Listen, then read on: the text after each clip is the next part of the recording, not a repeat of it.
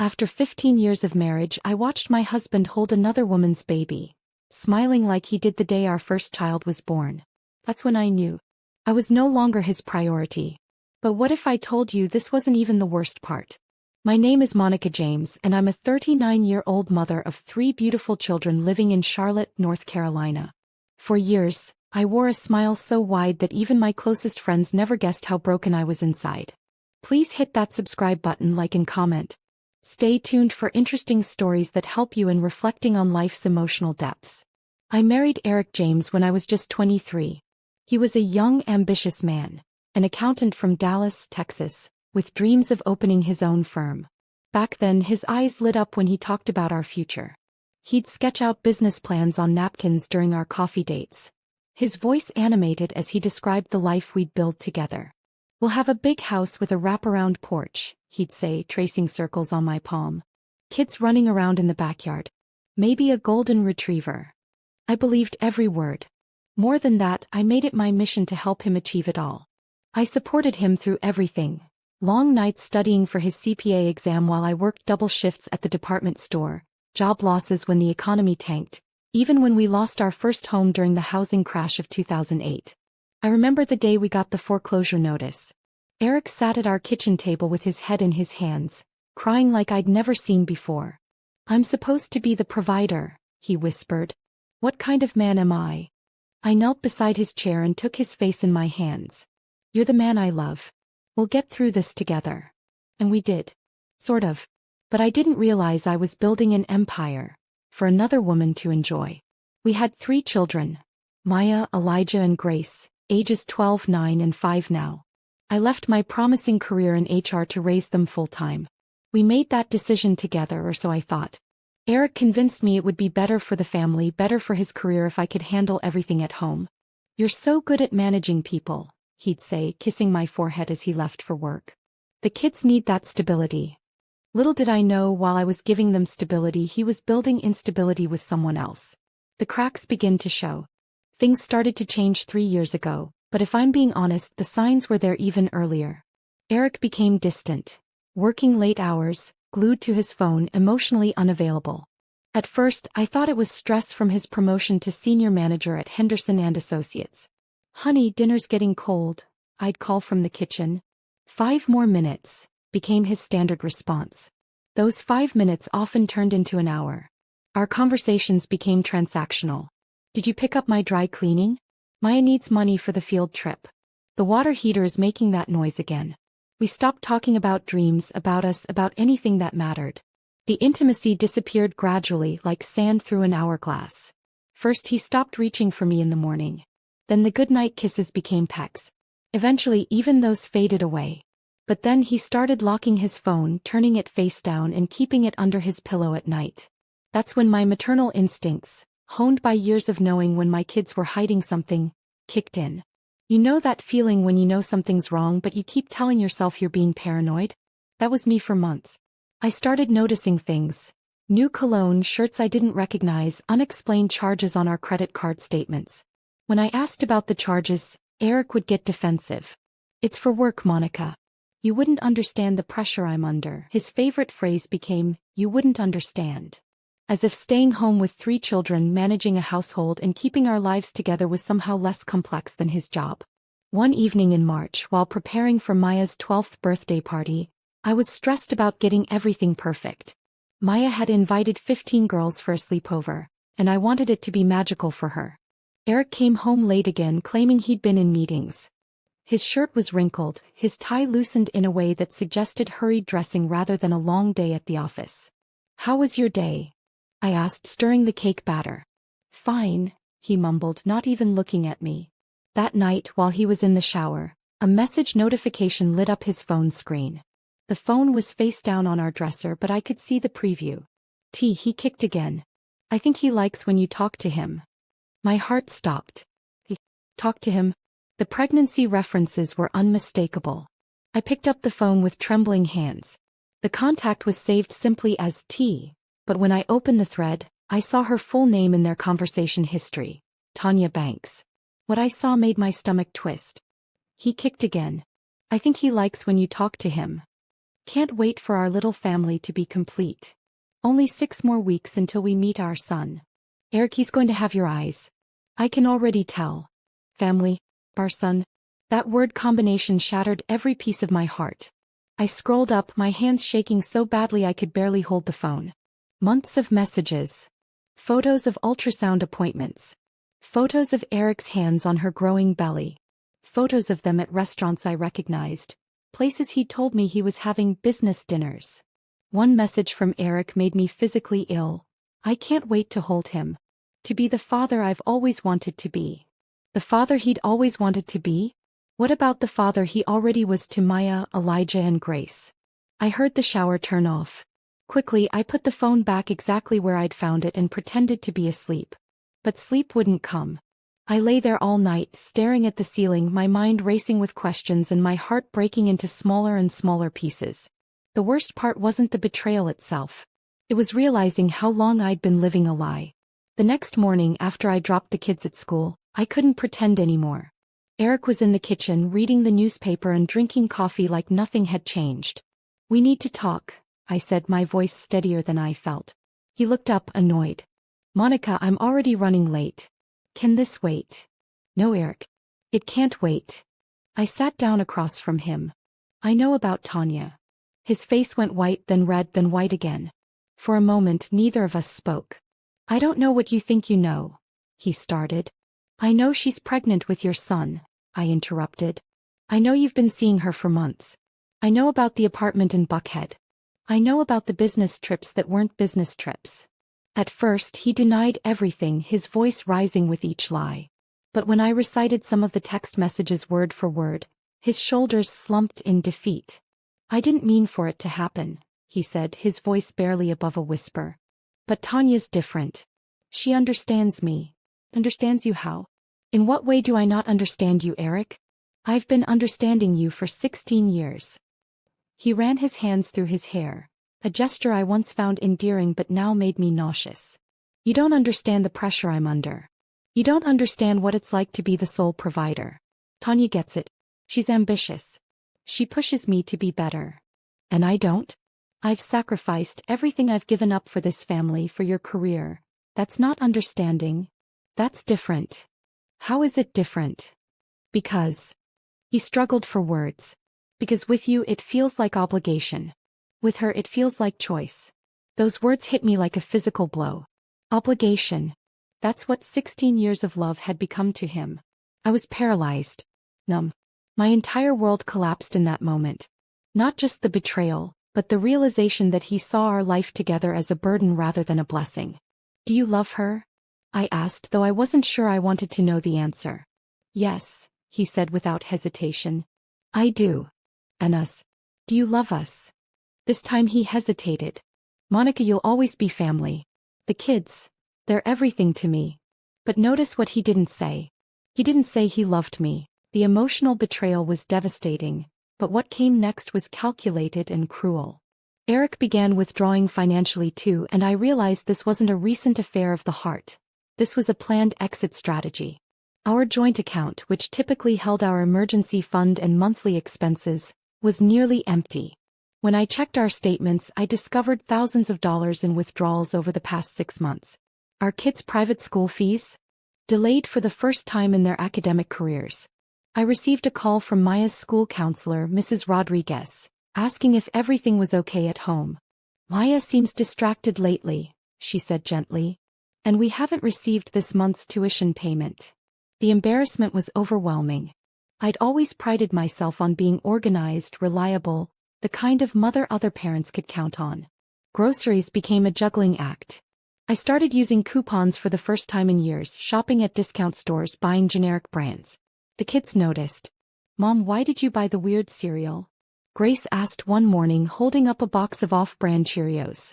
"Just trying something new, baby," I lied, forcing a smile. But Eric was living large. Turns out he was renting Tanya a luxury apartment in Buckhead, Atlanta. A place that cost more per month than our mortgage. He was flying down every weekend for business, staying in hotels, taking her to expensive restaurants, buying her designer maternity clothes. I found all this out through our credit card statements and bank records. Each discovery felt like another knife to the heart. But the cruelest cut of all was yet to come. The name that broke me. In late April, Eric came home from one of his Atlanta business trips, with a glow I hadn't seen in years. He was humming in the shower, smiling at his phone, acting like a man in love. Because he was. Just not with me. How was your trip? I asked over dinner in front of the kids. Productive, he said, not meeting my eyes. That night, after the children were asleep, I confronted him again. She had the baby, didn't she? He stopped pretending. Yes. Yesterday. Boy or girl? Boy. My heart clenched. What's his name? Eric's pause told me everything I needed to know before he spoke. Micah, he whispered. The air left my lungs. Micah. The same name we had chosen for the baby we lost in our second miscarriage 7 years ago. I remember lying in the hospital bed, crying as the doctor confirmed what we already knew. Eric had held my hand and whispered, "One day we'll have our Micah." Now he did have his Micah. Just not with me. How could you? I whispered, tears streaming down my face. How could you give our baby's name to her child? Monica, No. I stood up, my whole body shaking. That name was sacred. It was ours. It was for the child we lost together. I know, but nothing. You've taken everything from me, Eric. My security, my marriage, my future. But that name? That was supposed to be safe. He tried to explain, tried to justify, but I couldn't hear him anymore. The betrayal was complete. That was the moment I stopped begging. I stopped crying. I started planning. The next morning, while Eric was at work and the kids were at school, I made the most important phone call of my life. Janelle. My voice cracked as soon as I heard my cousin's voice. Monica? Girl, what's wrong? Janelle Washington had always been more like a sister than a cousin. We'd grown up together in Atlanta before my family moved to Charlotte when I was in high school. She was a successful real estate agent, a single mother herself, and one of the strongest women I knew. I told her everything. The affair, the pregnancy, the financial betrayal, the name. She listened without judgment, making the appropriate angry noises in all the right places. You need to get out of there, she said when I finished. And you need to do it smart.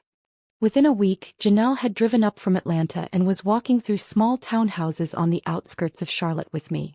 We found a 3-bedroom place in a quiet neighborhood called Pineville. It wasn't fancy, but it had a good school district and most importantly, it felt peaceful. The kids will love that backyard, Janelle said, pointing to the small but well-maintained garden space. Can I afford this? I asked, still overwhelmed by the idea of being solely responsible for rent, utilities, and everything else. We'll make it work, she assured me. I've already talked to my boss. We need someone to handle our administrative work remotely. It's not glamorous, but it's steady income and you can do it from home. But telling the kids would be the hardest conversation of my life. How did you handle the emotional and financial toll, especially with kids? Breaking the news. I decided to tell each child individually, tailored to their age and maturity level. I started with Maya, my 12-year-old, who had already been asking questions about why Daddy was never home anymore. Sweetheart, can you sit with me for a minute? She looked up from her homework, her expression immediately serious. Maya had always been perceptive, reading situations and emotions with an accuracy that sometimes worried me. Daddy and I are going to live separately for a while, I began carefully. Are you getting divorced? She asked bluntly. Her directness shouldn't have surprised me, but it did. We're figuring things out. Maya's eyes filled with tears, but she didn't cry immediately. Instead, she asked the question that nearly broke me. Is it because of us? Because we're too loud or too expensive or too much trouble? Oh baby, no. I pulled her into my arms. This has nothing to do with you kids. This is between Daddy and me. You 3 are the best parts of both of us. She cried then, deep, heartbroken sobs that shook her whole body. I held her and cried too, mourning the innocence she was losing, the security I couldn't protect her from losing. Elijah took the news differently. My 9-year-old son, who idolized his father and dreamed of following in his footsteps as an accountant, a career choice that had always made Eric beam with pride, became very quiet. Does Daddy not love us anymore? He asked in a small voice. Daddy loves you very much. That will never change. Sometimes grown-ups have problems that have nothing to do with their children. Will he still come to my games? I didn't know how to answer that. Eric had missed the last 3 basketball games due to his Atlanta trips. We'll have to see, buddy. But I'll be at every single one. Grace, my 5-year-old, was the hardest to explain things to. She just kept asking when we'd go back home. This is our home now, baby, I'd say, but she'd shake her head. No, our real home. With Daddy. How do you explain to a 5-year-old that sometimes families break? That sometimes the home you thought was permanent wasn't? Moving day came in early June. I had hoped Eric would help or at least show some emotion about us leaving. Instead, he seemed almost relieved. This might be good for everyone, he said, watching the movers load our furniture. Less tension, cleaner situation for the kids. Less tension? As if I had been the source of tension rather than his secret double life. We can co-parent maturely, he added, as if reading from a self-help book. Co-parent maturely? This from a man who hadn't attended a single PTA meeting in over a year, who had missed Maya's middle school graduation for a business trip, that I now knew was a baby moon with Tanya. The kids handled the move differently. Maya threw herself into organizing her new room, as if controlling her space could help her control the chaos in her life. Elijah became clingy, not wanting me to leave him at basketball practice or even to go to the grocery store alone. Grace regressed, wanting to sleep in my bed every night and asking for a bottle instead of her regular cup. But our support system was about to prove stronger than I ever imagined. Aunt Dolores was the first person to show up at our new place. My mother's sister, a 68-year-old retired teacher with hands that could soothe any hurt and a kitchen that produced miracles, appeared at our door every evening with homemade dinner and prayers. You don't have to do this, I told her the first night, overwhelmed by her kindness. Baby girl, she said, setting down a casserole dish of her famous lasagna. Family shows up. That's what we do. She didn't just bring food. She brought stories, laughter, and most importantly, stability for the kids. While I was figuring out how to be a single mother, Aunt Dolores was teaching Grace how to braid her doll's hair and helping Elijah with his math homework. Janelle helped me get the remote administrative job at her real estate firm. The work wasn't glamorous. Data entry, appointment scheduling, client follow-ups. But it was flexible and allowed me to be home when the kids got off the school bus. Independence starts with your own paycheck, Janelle told me on my first day. It might not be much at first, but it's yours. He was right. That first paycheck, modest as it was, represented something Eric had slowly stripped away from me over the years. My own identity, my own worth, my own power. Coach Marcus Williams became an unexpected hero in our story.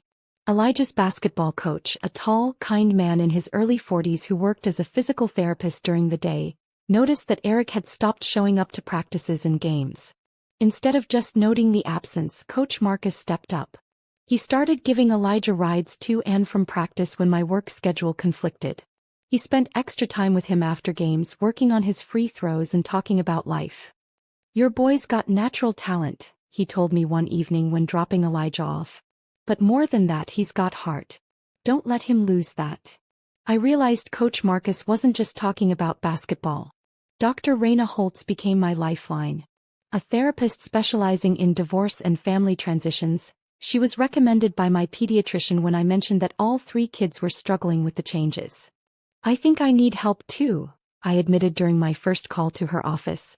That's the first sign of wisdom, she replied. Our weekly sessions became sacred time. Dr. Holtz helped me understand that grief wasn't just for death. I was grieving the death of my marriage, my future as I had imagined it, my children's innocence, and most painfully, the version of myself that I had been when I felt loved and secure. You are not broken, she reminded me during a particularly difficult session where I'd sobbed about feeling like a failure. You are rebuilding. She suggested I join a support group for single mothers. I resisted at first.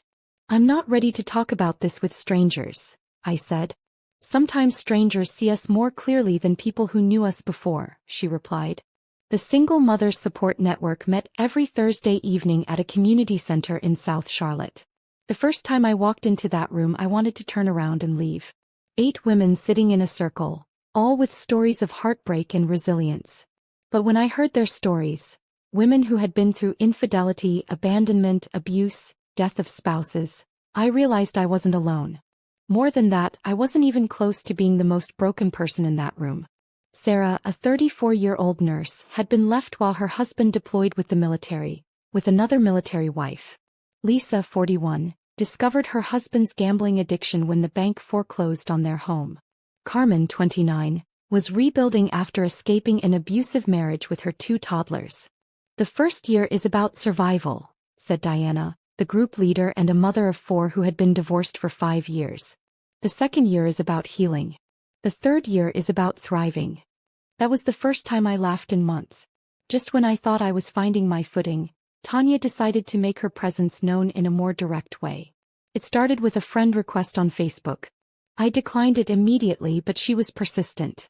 She created a fake Instagram account under the name Charlotte_mom23 and started following all my social media accounts. Then came the messages. The first one appeared in my Instagram DM folder in late July. "He still comes home to me." I blocked the account immediately, but she created another one. And another. "You're just bitter. He's happier now. The kids will understand when they're older." Each message was designed to hurt, to make me doubt myself, to convince me that I was the problem. The final straw came when she somehow got my phone number and sent me photos. Photos of Eric playing with baby Micah. Photos of Eric feeding him a bottle. Photos of them as a family at a park I recognized. But the worst photo was a screenshot of a text conversation between her and Eric. "Tanya, do you ever miss your old life?" Eric, "What's to miss? This feels more real." I stared at that screenshot for a long time. This feels more real. What did that make our 15 years together? Fiction. I blocked her number, changed my social media settings to private, and reported her harassment to the platforms. But the damage was done. She wasn't trying to hurt me, she was trying to prove she'd won. But I knew something she didn't. If you have to destroy a family to build one, you didn't actually win anything. The kids' adjustments and revelations. Each of my children processed our new reality differently, and watching them navigate this transition was both heartbreaking and inspiring. Maya, my oldest, became fiercely protective of me and her siblings. She took on responsibilities that no 12-year-old should have to shoulder. Helping Grace with homework, making sure Elijah had his basketball gear, even trying to help with household tasks. "You don't have to take care of everyone, sweetheart," I told her one evening when I found her doing laundry. "Someone has to help you," she replied, her young face serious beyond her years. That broke my heart. I had worked so hard to shield them from my struggles, but Maya was too perceptive. She saw my exhaustion, my worry, my attempts to stretch every dollar. "Your only job is to be 12, I said, taking the laundry basket from her hands. "Let me worry about the grown-up stuff." But Maya had inherited her father's analytical mind and her mother's nurturing heart. She wasn't going to stop trying to fix everything, just like I had spent years trying to fix my marriage. Elijah's reaction was different. My basketball-loving boy began acting out at school. Nothing serious, but enough to earn calls from his teacher about disrespectful behavior and not completing assignments. "He's angry," Dr. Holtz explained when I brought it up in therapy. "And he can't be angry at the situation or his father, so he's acting out in safe spaces." Coach Marcus proved invaluable here. He started having man talks with Elijah after practice, teaching him that it was okay to feel angry but not okay to take it out on others. "Your mom's doing her best," I overheard him telling Elijah one evening. "She needs you to be strong, but she also needs you to be 9. Don't grow up too fast, little man." Grace, my baby, surprised me the most. Despite being only 5, she adapted to our new routine with remarkable resilience. She loved having her own room for the first time, she enjoyed the walks we took around our new neighborhood, and she formed a special bond with Aunt Dolores. But she still asked about Daddy regularly. "When is Daddy coming to see us?" she'd ask at least once a week. Eric's visits were sporadic and unpredictable. He'd promise to come on weekends but then cancel last minute due to work obligations, or because something came up with Micah. It was Elijah who said something that changed my entire perspective on our situation. One evening in late August, after a particularly difficult day when Eric had canceled yet another planned visit, I was tucking the kids into bed. Elijah looked up at me with his father's dark eyes but with a wisdom that was entirely his own. "Mom, our new home feels lighter," he said.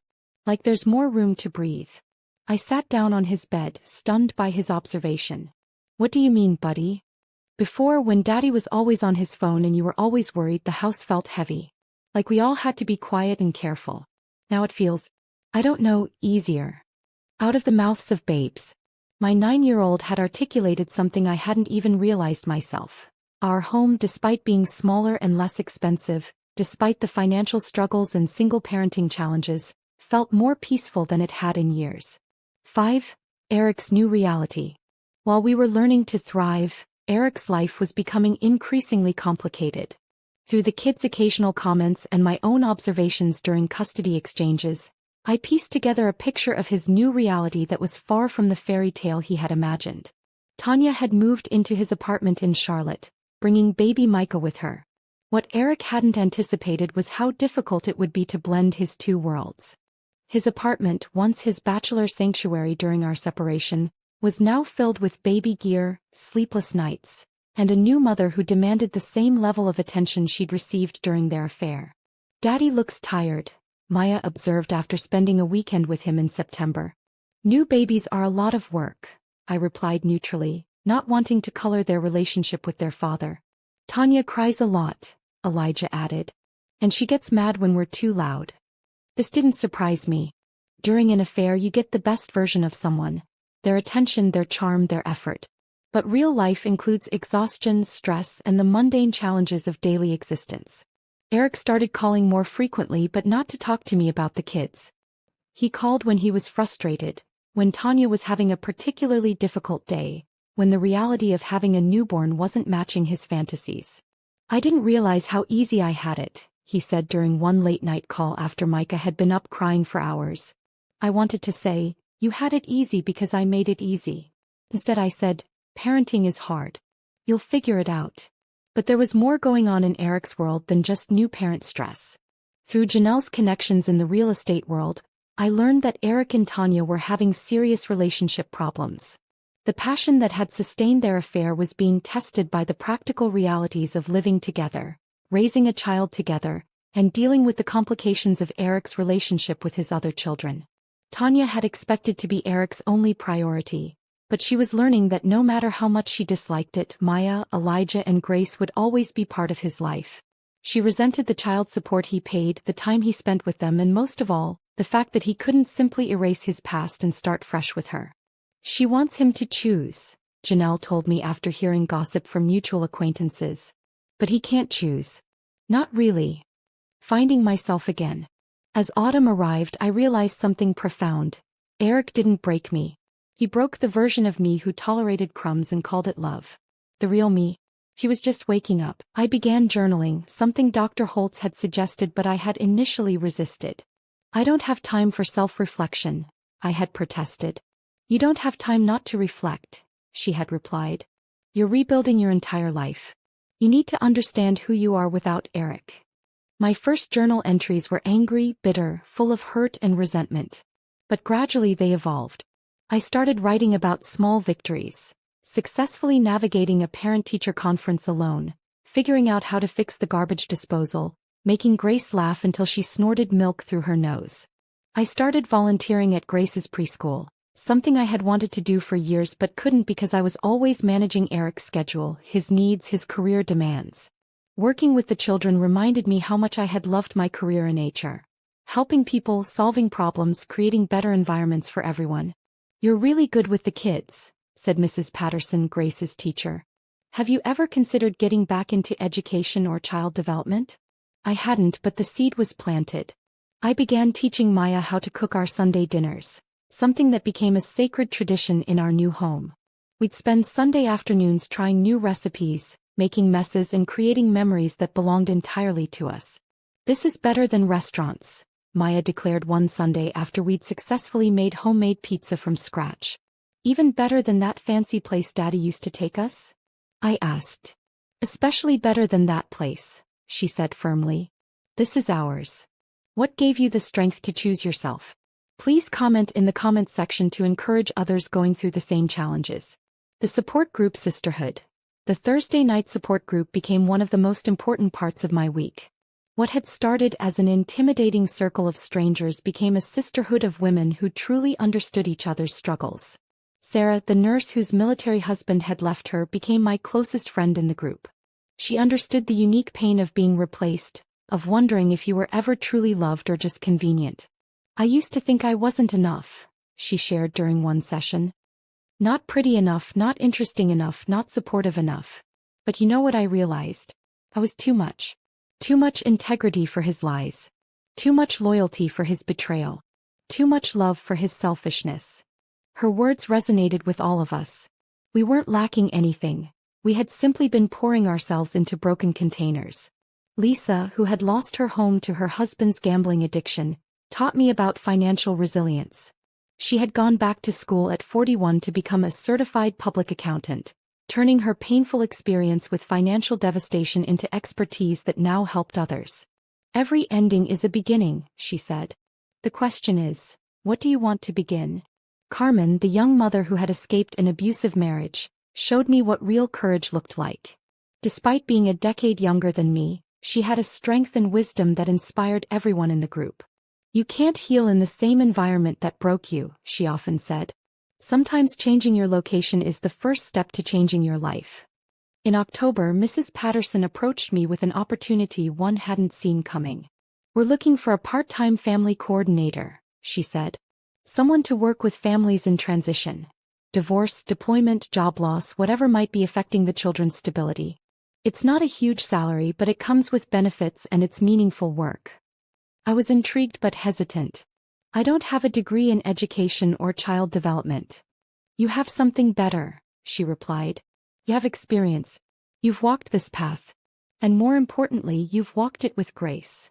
With Janelle's encouragement and Dr. Holtz's support, I applied for the position. The interview process was nerve-wracking. I hadn't interviewed for a job in over a decade. But when the director asked me why I wanted the job, the answer came easily. Because I know what it's like when a child's world gets turned upside down. I know the questions they ask, the fears they have, the support they need. I can't prevent their pain, but I can help them navigate it. I got the job. The work was challenging but fulfilling. I counseled families going through transitions, connected them with resources, and most importantly, reminded children that their parents' problems didn't reflect their worth. But the most rewarding part of my new job was yet to come. The holidays and new traditions. Our first Christmas as a separated family loomed like a mountain I wasn't sure I could climb. The kids had questions. Where would we spend Christmas? Would Daddy be there? What about presents? Eric and I had to navigate custody arrangements, gift coordination, and the emotional minefield of holiday traditions that suddenly needed to be rewritten. I want the kids' Christmas morning, Eric announced during one of our brief phone conversations in November. That's not how this works, I replied, surprised by my own firmness. We need to discuss what's best for them, not what's most convenient for you. We eventually agreed that the kids would spend Christmas Eve with me and Christmas morning with him, then return to me for Christmas dinner. It wasn't ideal, but it was fair. What I didn't anticipate was how liberating it would feel to create new traditions without having to consider Eric's preferences or mood. We decided to have Christmas Eve at our house with Aunt Dolores, Janelle, and her daughter Zoe. I let each child choose one new tradition they wanted to start. Maya chose a Christmas Eve movie marathon with homemade hot chocolate and as many blankets as we could find in the house. Elijah wanted to drive around the neighborhood looking at Christmas lights while playing Christmas music. Grace wanted to leave cookies for Santa but also carrots for the reindeer, because they work hard too. But the moment that defined our new Christmas came from an unexpected source. On Christmas Eve morning, I woke up to find all 3 kids in the kitchen, attempting to make me breakfast in bed. The kitchen looked like a flour bomb had exploded, there was orange juice spilled on the counter, and the scrambled eggs were definitely overcooked. We wanted to surprise you, Maya said, beaming with pride despite the chaos. Because you always take care of us, Elijah added. And you're the best mommy, Grace concluded, hugging my legs. I looked at their proud faces at the mess they'd made in their effort to show love, and realized something profound. This was better than any Christmas morning I'd had in years. Not because it was perfect, but because it was real. It was ours. Eric's growing regrets. As winter turned to spring, Eric's calls became more frequent and more revealing. The fairy tale life he'd imagined with Tanya was crashing against the reality of their personalities, their different parenting styles, and the stress of blending families. Tanya doesn't understand why I need to see Maya, Elijah, and Grace so much, he confided during one call. She thinks I'm holding on to the past. Your children aren't the past, Eric. They're your present and your future. I know that. But she gets jealous. She wants Micah to be my priority. He can be a priority without being your only priority. There were long pauses in these conversations, moments where I could almost hear him realizing what he had given up. Monica, he said during one particularly difficult call in March. Yeah. I think I made a mistake. My heart should have leaped. A year ago those words would have sent me running back to him. But now they just made me sad. Which part was the mistake, Eric? The affair? The lies? Choosing her over us? Or getting caught? All of it, he whispered. I miss us. I miss our family. You miss the family you destroyed? I miss the life I had. I didn't realize how good it was. But by then I had realized something he hadn't. By spring I had found my rhythm as a single mother. The kids were thriving in ways that surprised everyone, including their teachers and coaches. Maya had joined the student council and was talking about wanting to study law. Elijah made the all-star basketball team and his grades had improved significantly. Grace had blossomed in preschool and was reading at a first-grade level. You're doing something right, Dr. Holtz observed during one of our sessions. The children are not just surviving this transition, they're growing from it. At work, I was excelling in ways I hadn't expected. The families I worked with responded to my authenticity, my real understanding of their struggles. I wasn't just offering theoretical advice. I was sharing practical wisdom earned through experience. You've helped more families this year than our previous coordinator helped in 3 years, the director told me during my annual review. We'd like to offer you a full-time position with a significant raise. For the first time in over a decade, someone was recognizing and rewarding my professional value. And then, someone entered my life who would change everything again, and guessed who the person is. David Chin, a single father of twin 7-year-olds, Emma and Ethan. His wife had died in a car accident 2 years earlier, and he was struggling to balance his work as a pediatrician with single parenting. He came to me for resources and support. Our first meeting was strictly professional. David was concerned about Emma, who had become withdrawn and was having nightmares. We talked about grief counseling, support groups for children who had lost parents, and strategies for helping her process her emotions. But over the course of several meetings, I found myself looking forward to our appointments. David was kind, thoughtful, and completely devoted to his children. He listened when I spoke, asked thoughtful questions, and genuinely cared about creating the best possible environment for his kids. Thank you, he said after our 4th meeting. Emma's doing much better. You've been a godsend. It's my job, I replied, but I was blushing. No, it's more than that. You care. Really care. That's not something you can train someone to do. I wasn't looking for love. I was learning to love peace first. But sometimes love finds you when you're finally healthy enough to recognize it. The integration challenge. When David asked me to have coffee outside of our professional relationship, I panicked. I don't think I'm ready, I told him honestly. My divorce isn't even final yet, and I have 3 kids, and my life is complicated, and... Monica, he said gently, interrupting my spiral. I'm not asking you to marry me. I'm asking you to have coffee. 2 single parents, both doing their best, sharing a conversation. We had coffee. Then we had dinner. Then he came to one of Elijah's basketball games. Then I met Emma and Ethan at a playground where all 5 kids could play together. The integration was slow, careful, and completely different from anything I had experienced before. David never tried to replace Eric in my children's lives or compete for their attention. Instead, he simply added value, helping with homework, sharing dad jokes that made them groan and laugh, teaching Elijah a few basketball moves, reading bedtime stories to Grace. David's nice, Maya observed after he'd helped her with a science project. He actually listens when you talk. Not like Daddy, Elijah added matter-of-factly. David doesn't look at his phone when we're talking. Even Grace, my most cautious child when it came to new people, warmed up to David quickly. She started calling him Dr. David, and asking when he was coming over again. Eric's desperate attempts. As Eric watched me building a new life, his desperation grew. The calls became more frequent, the requests more unreasonable. Can we try counseling? He asked in June, almost a year after I had discovered his affair. Eric, you're living with another woman and raising a baby with her. What exactly would we be counseling toward? I made a mistake, Monica. A huge mistake. Can't we find a way back? There's no way back. There's only forward. And you chose your forward path when you chose her. He started showing up unannounced, claiming he wanted to see the kids but really trying to gauge my new life. He noticed the changes in our home. The happiness, the laughter, the sense of peace that Elijah had identified months earlier. "You seem different," he said during one awkward encounter. "I am different. You seem happy." "I am happy. Are you seeing someone?" I looked at this man who had been the center of my world for 16 years, who had betrayed me in the cruelest way possible, who was now jealous of the happiness he had forced me to find without him. "Eric, my personal life is no longer your concern. Just like your personal life stopped being my concern when you chose to build a secret one." The custody battle. When Eric realized I was serious about moving forward, when he understood that his expressions of regret weren't going to bring me running back, he did what desperate people do. He tried to take control through the legal system. In July, I received papers indicating that Eric was seeking primary custody of the children. His reasoning? I was unstable due to the divorce. I was exposing the children to inappropriate relationships, meaning David, and I was alienating them from their father.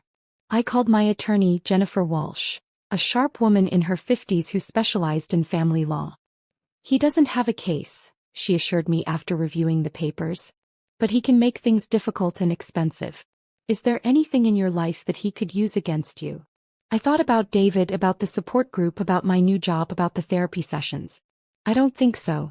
I mean, I'm dating someone, but it's been slow and appropriate. The kids like him. I'm working, the kids are thriving, I'm in therapy to make sure I'm handling everything well." "Sounds like you're doing everything right. We'll fight this." The custody evaluation process was invasive and stressful. A court-appointed psychologist interviewed me, the kids, Eric, and even Tanya. She visited our homes, observed our parenting, and assessed our ability to provide stable environments. But the evaluation revealed something Eric hadn't anticipated. The children's voices. During their interviews with the custody evaluator, my children spoke for themselves in ways that both surprised and validated me. Maya, now 13 and articulate beyond her years, was honest about the impact of the divorce but clear about where she felt most secure. "I love my dad," she told the evaluator, "but our house with mom feels more stable. She's always been the one who made sure we had what we needed, who helped with homework, who came to our activities. Dad is trying now, but it feels forced." Elijah was more direct. "Dad has a baby now and Tanya doesn't really like when we're there. She gets mad when we're too loud or when we want to play with Dad. At Mom's house we can just be ourselves." Grace, despite being only 6, was surprisingly insightful. "Daddy's house has too many rules now. And the baby cries a lot. Mommy's house feels like home." The evaluator also noted the children's relationship with David, which she described as healthy, appropriate, and beneficial to their adjustment. "What advice do you have for Monica? Stay with Mr. David or go back to her husband Eric? Leave your comment in the comment section." The children clearly see him as a positive addition to their lives, not a replacement for their father, she wrote in her report. "He provides additional stability and support without overstepping boundaries." The final verdict in moving forward. The custody evaluation results were clear. The children would remain in my primary custody, with Eric having generous visitation rights. The evaluator noted that while Eric was a loving father, his recent life choices had created instability that wasn't in the children's best interests. Furthermore, the report stated, "Ms. James has demonstrated remarkable resilience and strength in creating a stable, nurturing environment for the children during a difficult transition. Her personal growth and the children's positive adjustment are evidence of her fitness as the primary parent." Eric was devastated by the decision, but I felt vindicated rather than victorious. This wasn't about winning or losing. It was about what was best for Maya, Elijah, and Grace. 1 year later, the wedding. David and I were married in a small ceremony in our backyard in September, exactly 2 years after Eric had moved out.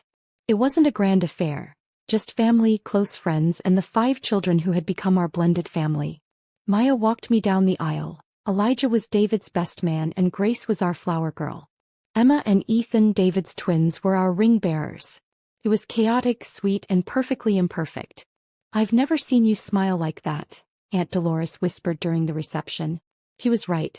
This wasn't the nervous, hopeful smile of a young bride. This was the confident, peaceful smile of a woman who knew her worth and had found someone who recognized it too. Eric attended the ceremony, which surprised everyone. During the reception he approached me. "I want you to know," he said quietly, "I'm happy for you. Really. You deserve this." "Thank you," I replied. "How are things with you and Tanya?" He shrugged.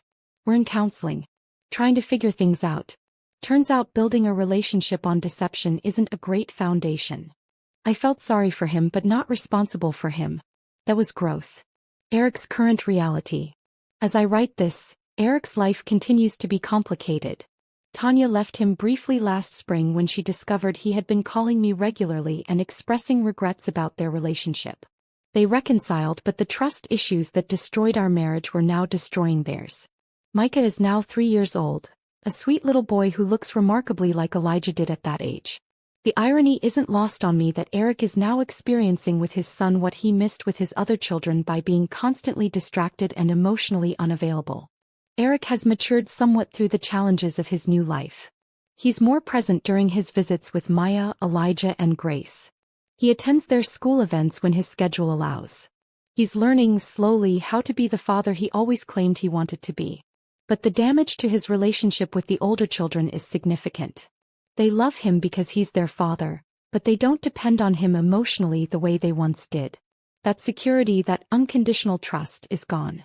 "I wish Dad would stop trying so hard," Maya said recently. "It's like he's trying to make up for everything all at once instead of just being normal." He's right.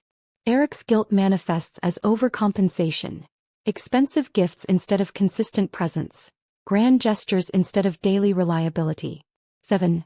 My new life. David and I have been married for 6 months now, and our blended family has found its rhythm. We have family dinners every Sunday, homework help is a team effort, and our house is filled with the controlled chaos of 5 children ranging in age from 8 to 14. I've been promoted to Director of Family Services at the school, overseeing a program that has helped hundreds of families navigate transitions. My own experience has become my greatest professional asset. "You have a gift," one parent told me recently. "You don't just give advice, you give hope." The kids are thriving. Maya made honor roll and is talking about studying psychology in college. Elijah made varsity basketball as an 8th grader and maintains a 3.8 GPA.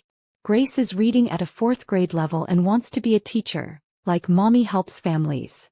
Emma and Ethan, David's twins, have integrated seamlessly into our family. They call me Mom Monica, and the older kids have embraced their role as big siblings. Reflections and wisdom. People often ask me if I regret staying in my marriage as long as I did, if I wish I had seen the signs earlier, if I'm angry about the years I wasted. The truth is more complicated than that. I don't regret the early years of my marriage when Eric and I were genuinely building something together. Those years gave me Maya, Elijah, and Grace. They taught me about partnership, sacrifice, and love. They weren't wasted, they were preparation. I don't regret fighting for my marriage even when it was already over. I needed to know I had tried everything, given everything before I could walk away with peace. I don't even regret the pain of discovery and divorce. That pain forced me to grow, to discover strength I didn't know I possessed, to build a life that is authentically mine. What I regret is the years I spent making myself smaller to accommodate Eric's selfishness. I regret the times I ignored my instincts to keep peace. I regret teaching my children, especially my daughter, that love means accepting less than you deserve. But regret, I've learned, is different from shame. Regret acknowledges that you would choose differently now with the wisdom you've gained. Shame tells you that you should have known better then with the knowledge you didn't have. To anyone out there walking through separation, heartbreak, or rebuilding alone, I see you. I know the fear that wakes you at 3 a.m. wondering how you'll manage everything alone. I know the exhaustion of being everything to everyone. I know the loneliness that can overwhelm you even in a room full of people. I also know the sleepless nights when your mind races with questions. What if I'm making a mistake? What if I can't do this alone? What if I'm hurting my children? What if no one will ever love me again? But I also know something else. You won't stay broken. The woman who is strong enough to leave a marriage that no longer serves her is strong enough to build a life that does. The mother who chooses her children's emotional health over her own comfort is brave enough to face any challenge. The person who refuses to accept crumbs and call it love is worthy of a feast. Your journey won't look like mine. Your timeline won't match mine. Your support system will be different, your challenges will be unique, your victories will be your own. But the core truth remains the same. You are not too damaged to deserve love. You are not too complicated to find happiness. You are not too broken to rebuild. As I finish writing this story, I'm sitting in the sunroom of the house David and I bought together last month. It's nothing like the house Eric and I lost to foreclosure all those years ago, or the house we shared during our marriage. It's better because it was chosen with wisdom rather than desperation, built on honesty rather than illusion. Through the window I can see all 5 kids playing basketball in our driveway. Maya is teaching Emma how to dribble. Elijah is showing Ethan his free throw technique. Grace is cheering for everyone from the sidelines. David is grilling burgers for dinner and the smell is drifting through the open door. This is what happiness looks like. Not the absence of challenges, but the presence of people who choose to face those challenges together. Eric calls occasionally, usually when he's having problems with Tanya or feeling overwhelmed by his complicated life. I listen with compassion but without the desire to fix him. That's not my job anymore. I'm proud of what you've built, he said during our most recent conversation. The kids are amazing and you seem genuinely happy. I am, I replied. I hope you find that too. And I mean it. Not because I still love him the way I once did, but because I've learned that happiness isn't a finite resource. My joy doesn't require his misery. My success doesn't require his failure. I've learned that sometimes the greatest gift you can give someone is the freedom to live with the consequences of their choices while you build something beautiful from the ashes of what they destroyed. To the woman reading this who is still sleeping next to someone who makes her feel alone, you deserve better. To the mother questioning whether leaving will hurt her children more than staying, children need to see what healthy love looks like. To the person afraid they're too old, too damaged, too complicated to start over, the best time to plant a tree was 20 years ago. The second best time is now. Your story isn't over. Your best chapters may still be unwritten. I am Monica Chin now and I am no longer rebuilding from ashes. I am rising from them. Leave a comment below if you are you separated or divorced? How did you handle the emotional and financial toll, especially with kids? What gave you the strength to choose yourself? Let's talk. Let's heal. Together, don't forget to hit that subscribe button and turn on the notification bell.